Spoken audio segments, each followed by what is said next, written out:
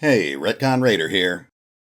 Now, obviously, I've been spending a lot of time playing Darkest Dungeon lately, so I thought it was only natural to spend some time talking about the newest piece of DLC, The Color of Madness, by Red Hook Studios. So, what is The Color of Madness? Well, at a glance, it's the third piece of official DLC released for Darkest Dungeon. Similar to the Crimson Court DLC, it adds a wide variety of new content, including a new region to explore, new enemies to fight, new treasures to find, and new abilities to unlock. From a story standpoint, The Color of Madness is fairly straightforward. It's heavily inspired by the classic horror story The Color Out of Space by H.P. Lovecraft, which tells the tale of an indescribable alien horror brought to our planet by a mysterious meteor. This creature, which took the form of an indescribable color, mutated the plants and animals in the surrounding region, feeding off them until it gained enough strength to once again return to the stars. The Color of Madness tells a very similar story, which is spread out over 3 new quests and narrated by Wayne June. It tells of how the ancestor built a strange celestial array on the old miller's land, intent on attracting the attention of a celestial being known as the Sleeper, in hopes of somehow trapping and exploiting it. Years later, long after the ancestor's apparent suicide, the meteor finally arrives. It lands on the old farmstead, destroying the surrounding region as it warps time and space, and transforming the unfortunate farmers into strange new creatures. From a gameplay standpoint, The Color of Madness adds a wide variety of new content to the core game, with the bulk of it focused on a new dungeon known as the Ruined Farmstead. This includes 3 different quests focused on the DLC's new wave-based combat system, starting with a basic low-level tutorial mission, and ending with a grueling max-level slugfest that requires the player to survive against wave after wave of enemies. These new endurance battles significantly change the game's combat dynamic, forcing the player to face 10 or sometimes even 20 enemies in a row before they're given the opportunity to rest. This puts particular stress on proper preparation, as well as the use of consumable items that can remove negative status effects in the heat of combat.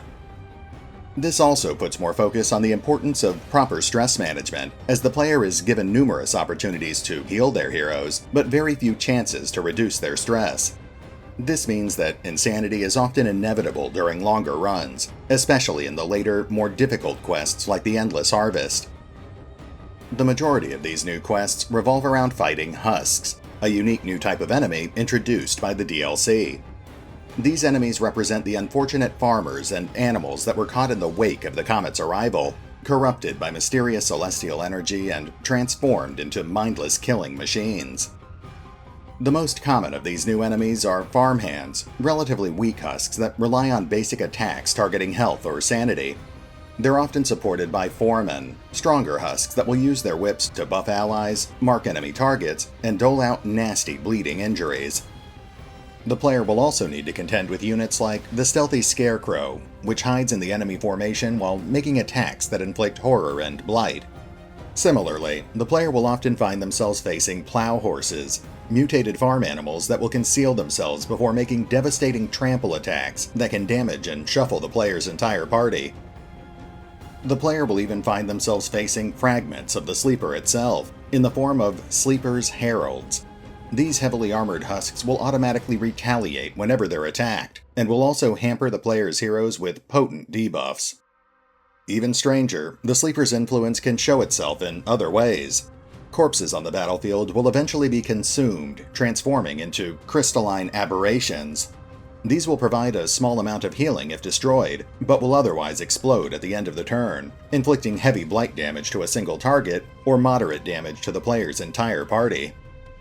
As the player fights their way through these strange new foes, reinforcements will steadily trickle in to fill gaps left in the enemy formation. This will continue until the player has killed a certain number of foes, filling the meter near the top right corner of the screen.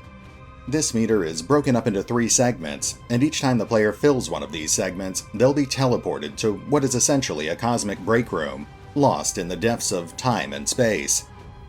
These rooms will give the player an opportunity to manage their party between waves, selecting new attacks or rearranging their formation.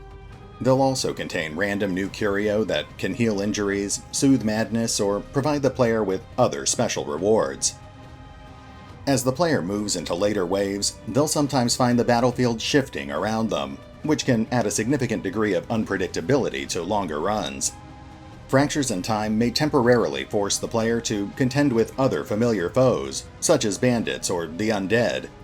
Reality may also end up warping, applying potent new buffs and debuffs to everyone on the battlefield.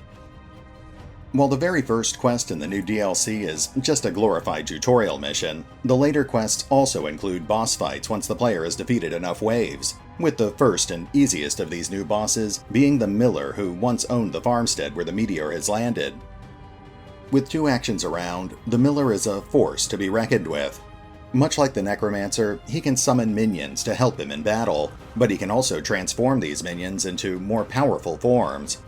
He can freeze farmhands into crystalline statues which will guard him from attacks, and he can reanimate leftover corpses to create scarecrows, which will harass the player with blight and horror. The miller will also make use of powerful melee attacks, such as Harvest, which inflicts a small amount of damage to a single target, but which also restores a large amount of the miller's health. The miller will sometimes use Reap instead, which will inflict heavy physical damage to the player's entire party. Fortunately, the miller does have a few exploitable weaknesses, most notably one of the new trinkets, Mildred's Locket. If the player has this item equipped while fighting the miller, then he'll occasionally spend actions to lament his wife's fate, effectively wasting his turn while also temporarily reducing his protection attribute. The first time the player defeats the miller, they'll gain access to the Endless Harvest, a repeatable level 6 quest that allows the player to go after the meteor itself. This involves fighting through waves of more powerful enemies, including not only the miller, but also 2 entirely new bosses, the massive crystal summoning Fracture and the Sleeper itself. For every wave of enemies defeated and every boss overcome, the player will be rewarded with Comet Shards. The player's reward will scale with the number of foes that they defeated, but certain new trinkets or weekly events may also end up influencing the number of shards recovered. These shards are then used to purchase an assortment of unique new crystalline trinkets back in the hamlet. This includes 1 new trinket for every class in the game, as well as a small assortment of more generic trinkets, which can be used by any character class. These new trinkets offer exceptionally powerful bonuses, but often with steep prices attached. While many of these trinkets are specifically designed to help overcome the new enemies and bosses, they're often versatile enough to help in other dungeons as well.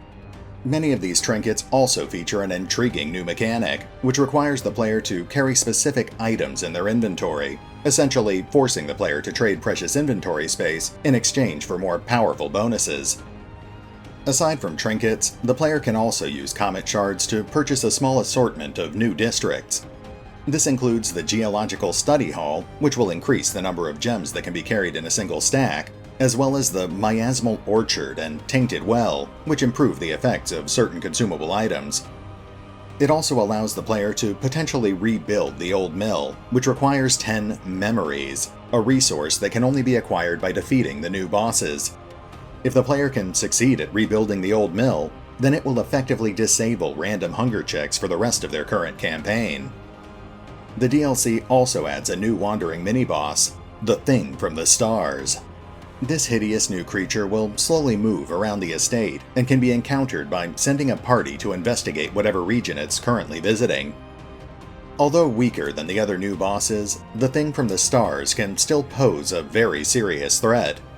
Like the miller, it gets 2 actions per turn and has a wide variety of special attacks, many of which can inflict significant stress damage and crippling debuffs. It also begins every turn with a special bonus action, Return to the Stars, which inflicts stress damage to the entire party while also summoning an explosive crystal aberration. Even worse, the Thing from the Stars will gain a massive combat buff once it's been reduced below 45% of its total hit points. This not only increases its speed, damage, and crit chance, but it also gives it 80% protection, making it almost entirely immune to physical attacks. This means that the player will need to focus on attacks that can pierce armor or inflict damage over time if they want to survive an encounter with the Thing. Much like with the other bosses introduced by the new DLC, defeating the thing from the stars will reward the player with Comet Shards, as well as memories at higher levels. There's also a chance that the thing will drop unique new trinkets, and heroes that survive an encounter with the thing may also end up acquiring unique new Prismatic Quirks.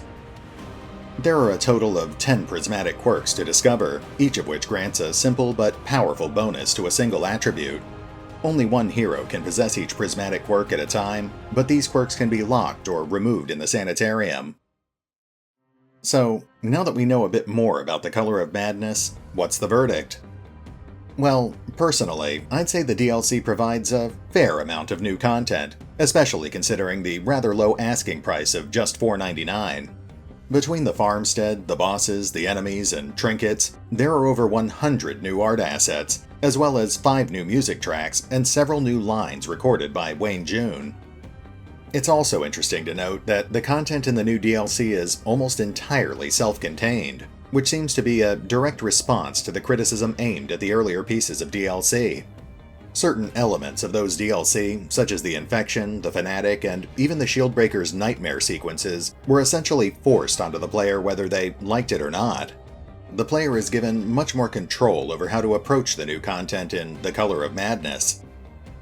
Of course, that's not to say that the new DLC doesn't have its weak points.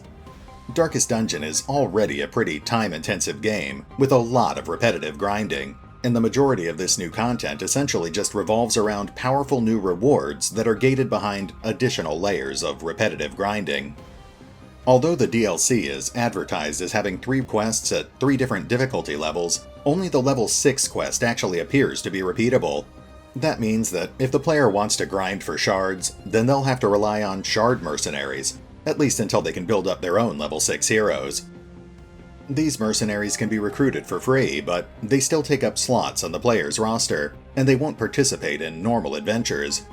This does give the player earlier access to the Endless Harvest, but each mercenary will also take a 10% cut of any shards recovered, which leads to even more grinding if the player wants any of the more expensive rewards. It's also very curious to note that the new DLC is oddly forgiving, which is nice, but which also feels very out of place in a game like Darkest Dungeon. The player can automatically escape from the new wave-based battles by retreating during their turn, which immediately ends the quest. This will cost the player a portion of their total reward, but otherwise it's surprisingly devoid of any real consequences. Even stranger, if the player actually ends up losing heroes during the Endless Harvest, then those heroes won't actually die. Instead, they'll be lost in time and space for a random number of weeks, after which they'll be quietly returned to the player's roster. This means that, aside from the opportunity costs in time and gold, there's no real consequences for failure during the Endless Harvest, which ends up making the DLC feel even more detached from the rest of the game. Now, personally, I have been enjoying the new content, and I do feel it's well worth the current asking price. However, it's obviously not going to appeal to everyone. Like I said before, once you get past all the new art and sound assets, all the new DLC really adds to the game are powerful new bonuses gated behind new layers of relatively consequence-free grinding. But hey, if you're already a fan of Darkest Dungeon, then you're probably already used to the grind. In that case, it may be well worth your time to go check out the new DLC. After all, if you already enjoy Darkest Dungeon, then The Color of Madness just adds even more content for you to enjoy. And that's always a good thing. This is RetconRaider, signing off. Thanks for listening. Oh, and remember, although I do love talking about Darkest Dungeon, you can find out more about the game by visiting the official website, the store page on Steam, or the fan-run wiki.